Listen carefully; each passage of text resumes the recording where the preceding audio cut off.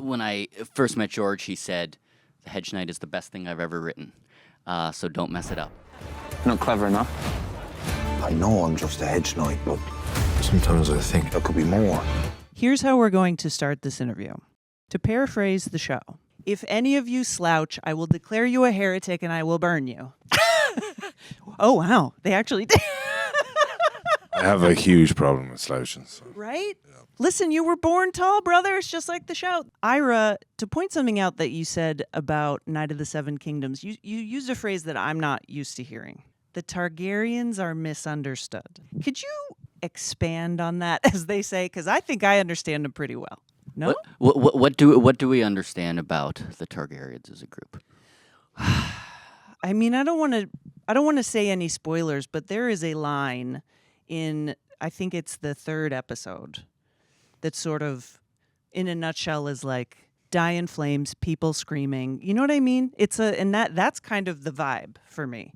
But you are seeing something different, and that's in the show. No, it's very interesting because essentially they conquered a land, then united the people. There were 7 ish kingdoms beforehand, and they all had their different kings and their different rulers.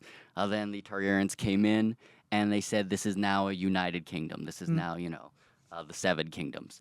And so on one hand, that could be positive if That's you true. have a good leader. On the other hand, you came in and you conquered 7 kingdoms Right. that have their own kings and their own rules. So that's which is why they're so much fun, because you can play both sides of that, and you could say they're evil or they're heroes and they were doing it for a good reason. And so far, their fate or their reason for doing it has been undecided. The value of that. That's actually the phrase I had in my head too, by the way, kind of both sides of the coin. Yes, We've never really seen. That's actually one of the strengths of Game of Thrones in general, is just the nuance. And this is such a different side of Westeros. This is such a different side of anything that we've seen before. And I feel like you two are best friends. Is that the truth? Yes, that is. Absolutely. So hold on, let's test this out. Okay, Dexter. Yeah. Who is your best friend? This guy. Nice. Nicely done. You passed the test. What do you think? Be real with me. Do you have an impression of Peter? Because one of my favorite things very early in the series is actually watching you dance. How much did you practice that? I have the opposite feeling to you about that dance. That scene made me laugh so much. I didn't have to act in that because it was... No, it's real.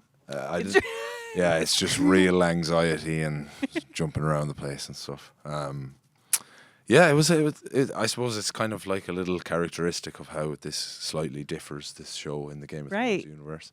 And it gives you another insight into Duncan, how he's sort of feeling being in these tents and these lords' tents, and obviously the Baratheon tent, and meeting a certain Baratheon that he's been, looking up to and hearing about through stories and songs for a long time. So I think all of that contributes to a fairly crazy sort of a situation in which he dances like a complete idiot, just like myself. Yeah. They actually do impressions of each other in the show. Uh-huh. Yeah, because If it's one of my favorite moments, and they just did it off the cuff one day. Yeah. See, I must have inherently knew that. Dexter, if I asked you to do it, would that count as a spoiler? If you gave us a preview of your impression that you do in the show? You can do an impression of me, not Yeah. of Dunk, and then that would work. I can do an impression of you. Yeah, go. Yeah. For it. I'll do one of you after. Okay, so you go first. Okay. 'Cause I need time to think. This is a conversation we had the other day. Dexter, I saw the bit at the end there that I won't spoil, obviously. My God, man, the emotion and everything, that was amazing. You blew me away. Yeah. That was no tear stick. That was all me. Right from here. That's my impression. No tear stick. No, it wasn't. I'm proud of that. It was I'm proud brilliant. of that. Yeah, for sure. 100%, as you should be. Clearly. Sure. Yeah. Yeah, So, ready? so ready? I'm Duncan AL. I knew we were going to get a vicious one back. Yeah, I think we got it. yeah, for sure. And therein lies the magic of the show. Thank Totally. you. It has kind of a road trip vibe. Mm-hmm. And so I wanted to ask you if you had like a favorite day on set. Yes. Tell me. So this is an answer for so many things.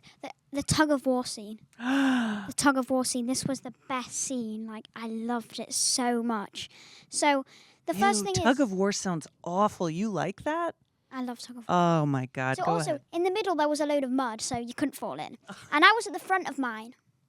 And in the thing, no one was listening to the stunt coordinators. We were actually playing a full game of tug of war. We were pulling it, and then my team was losing, and I was going to go into the mud. So I put my legs like over the rope. You do. You go dangling horizontal. dangling on, and then that scene was hilarious, and I absolutely loved it. And then also after we won it, and Peter was throwing me in the air, up and down, and then he threw me in the air once. I'm sure that the insurance company loves things like that. Very nicely done. Well, they won't now. Yeah. He threw me at once, and then my eye hit his nose, and he didn't even realise, but he knew something was wrong. And then to make matters worse, Lionel Baratheon was absolutely sprinting towards us, and smash into us, and and then Peter just runs away from me. Yeah, it was so weird. It was like Yeah. there's a load of people cheering and happy and I just realised because he was a little bit upset, and I was just me legging it upset. And then also, that was the first day George was there. Oh my God. So I was going to meet him, and then I met him, and it was a great talk, but I was sat there like that. You're like, don't mind my eye. And that's actually the last thing I want to ask before we say goodbye to you guys. Obviously, George R.R. Martin is so important to this entire universe. The rumor is like he really loves what you've created. Did he like lean in and be like, here's the key to the show? Did he give you any secrets? Did he tell you anything special? Did he say nicely done? I'll start with this one. Yeah, fire away. When I first met him, when it was the tug of war scene, after that, when I met him, this was so nice. He said my acting and like how I looked, and he said it looked like I exactly like jumped out of the book, and it was like really, really special. It's like you lived in his brain, but then you became a real person. Good Yeah. for you. That's amazing to hear that. Yeah. I mean, did he have any words of wisdom, any secrets for you? Was he like, Dunk is this? I immediately sort of, we only had a brief chat, and he was a lovely, lovely person. And we were a tiny bit into the shoot when we were talking and stuff, but he was really, really lovely and helpful with stuff. And I think that's something that we had all the way through prep, and then you probably felt off me, is that I'm a bit of a geek when it comes to fantasy and different things, and I do feel that when it comes to like comic books or things that I'd be passionate about, it's like I really want to stay true to a creator's original aspect or the original sort of idea of their character. Yeah. And I think I burned like Ira and Nolan's ears off, saying like, "Sure, George is okay with this. George is okay with this." Because I would think it was something that I feel like if any books or anything that get adapted to films or on the screen in any shape or form, I do appreciate when they're the same as the subject material. And obviously little things have to be added in and spruced up to meet the demands of what television is and the animal that it is and stuff. But as long as that you're staying true and that the author or creator of the thing is happy, that was a huge thing for me, because obviously you're coming into this world and it's such a passionate fan base.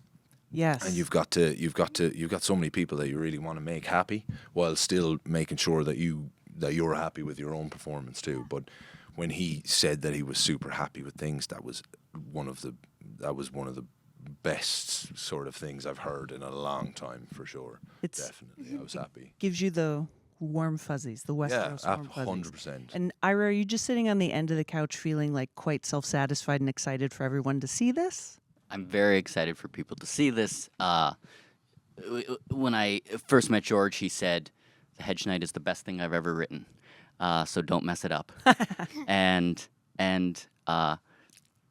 it's a lot of pressure, but it also made it a lot of fun. And the fact that he is satisfied, fan number 00001 of this world, it's helpful, So we will. We hope the fans feel the same. We love what we did. We brought a lot of enthusiasm to it, and but now it's going to be out in the world, and you never know.